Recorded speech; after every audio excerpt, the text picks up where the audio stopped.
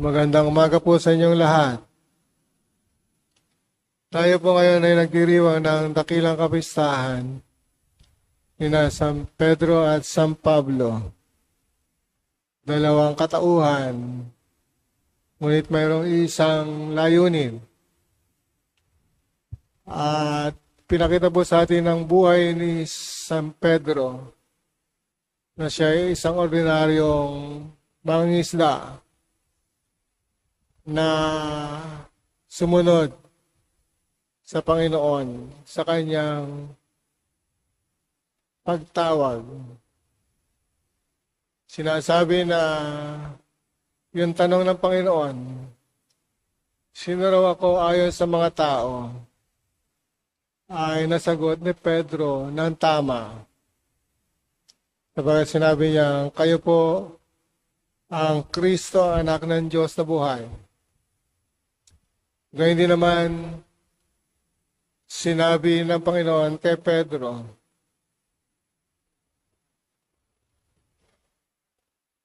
sinasabi ko sa iyo, ikaw ay Pedro at sa ibabaw ng batong ito ay tatayo ko ang aking simbahan.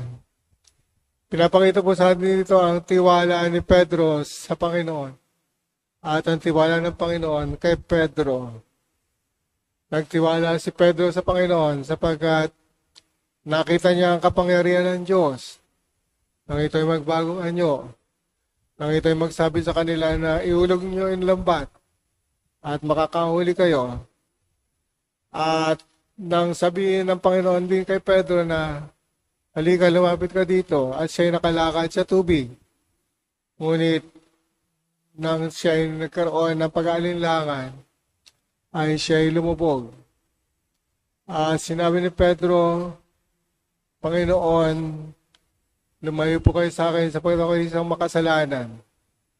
Pero sa kabila ng lahat ng kanyang pag-amin sa kanyang pagiging makasalanan, pinagtiwalaan siya ng Diyos na maging tagapanguna at tagapangulo ng ating pananampalataya, ng ating simbahan. Kung kaya si Pedro ang naging unang Santo Papa at magpahanggang ngayon, ay siyang namumuno para sa ating pagsunod sa landas na tinahak ni Kristo. Kaya din naman si Pedro ay nagpakita ng kanyang pag-aalay ng buhay sapagkat siya ay nagbuwis ng buhay alang-alang sa Panginoon. Sa pamamagitan ng kanyang pagkapako sa krus ng patiwarik, ay minabuti niya na ialay ang kanyang buhay sa Panginoon. At upang maging halimbawa ng isang matatag at matapang na pananampalataya sa Panginoon. Kaya din naman si San Pablo. San Pablo po ay isang masugid na Hudyo at Pariseo. Ngunit sa kanyang pagiging masugid, ay kanyang itinuturo ang pananampalataya ng mga Hudyo. Ngunit siya ay nagbago sapagkat ng kanyang pinag-uusig ang mga Kristiyano at papunta nung siya ay patungo sa Damascus, siya ay pinagpakitaan ng Panginoon. Kung kaya ang liwanag ng galing kay Kristo ay bumulag sa kanya at sinabi ng Panginoon, Pablo, Pablo, bakit mo ako pinag-uusig? At ito ang naging dahilan ng kanyang pagkabulag. Ngunit itinuro din sa kanya ng Panginoon ang daan patungo sa kanyang kaliwanagan. At muli siyang nagkaroon ng paningin sa pamamagitan ni Ananias sapagkat tinuro sa kanya ang tamang gagawin upang siya ay makakita ng liwanag. At ang liwanag ni Pablo ay tinanggap mula kay Kristo, mula sa Panginoon. Kung kaya hindi lamang sa salita, kundi bagkus sa pamamagitan ng konkretong pananalig at pananampalataya, ay nagbago si Pablo. At kanya ding ibinuwis ang kanyang buhay alang-alang sa ating Panginoong Jesucristo, alang-alang sa pagsunod sa kalooban ng Diyos.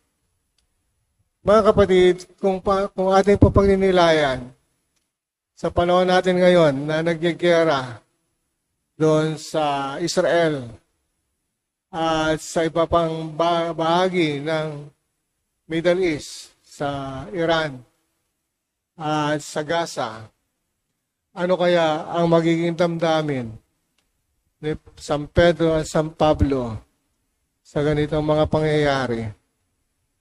Siguro po makikita natin na hindi sila sang-ayon sa mga paggamit ng karahasan sapagkat sila ay nag-alay ng buhay hindi para makipaglaban, kundi pagkos panindigan kung ano yung tama at iwasan yung mali, kung ano yung tunay at hindi yung mga peking pagsunod, kung ano yung sinasabi ng pagmamahalan, pagkakaisa at pagtutulungan, ay siyang ginampanan ni San Pedro at San Pablo.